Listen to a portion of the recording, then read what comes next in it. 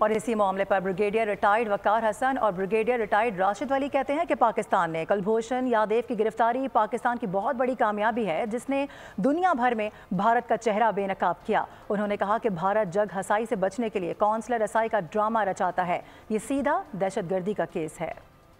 بھارت کا یہ وتیرہ رہا ہے ڈے ون سے کہ خدا نخواستہ پاکستان کو انڈو کرنا ہے، اور اسی سلسلے کی یہ کڑیاں ہیں۔ ابھی بلوچستان میں جو دہشت گردی اس کو فل سپورٹ کر رہی ہے دوول کے اندر۔ کلبھوشن کا کیس بہت انٹرسٹنگ ہے۔ ایک تو آئی تھنک بہت بڑی سکسیس تھی بیکاز یہ بلو برڈ تھا را کا، اور یہ سرونگ جو آفیسرز ہیں انٹیلیجنس جنرلی یہ نہیں پکڑے جاتے اپنے دشمن ملک کے اندر، اور کیونکہ اس سے پہلے کرنل لیبل تھا رشیا کا جو امریکن نے پکڑا CIA نے 56 میں، اور اس کے بعد میرے خیال ہے یہ بڑی مثال ہے کہ اس لیول کا آفیسر پاکستانی سوائل سے پکڑا گیا۔ بہت بڑی کامیابی ہے، اور یہ 2 سال سے اس چیز کی غمازی کرتا ہے۔ یہ کیسا ایک کلیئر ایویڈنس ہے جو بھارت کی دہشت گردی کا ہے، اور اس کو بھارت نے جب طول دینے کے لیے کونسلر رسائی کا ڈرامہ رچایا تو پاکستان نے انٹرنیشنل لا کے تحت چلتے ہوئے اس کو تمام مراحل سے اس کو انٹرنیشنل لا کے مطابق اس کو سالو کرنے کی کوشش کی۔ اس کی وجہ سے یہ 2 سال سے یہ طوالت پہ کیس پڑا ہوا ہے جو بڑا کٹ اینڈ ڈرائیڈ ایک دہشت گردی کا کیس ہے۔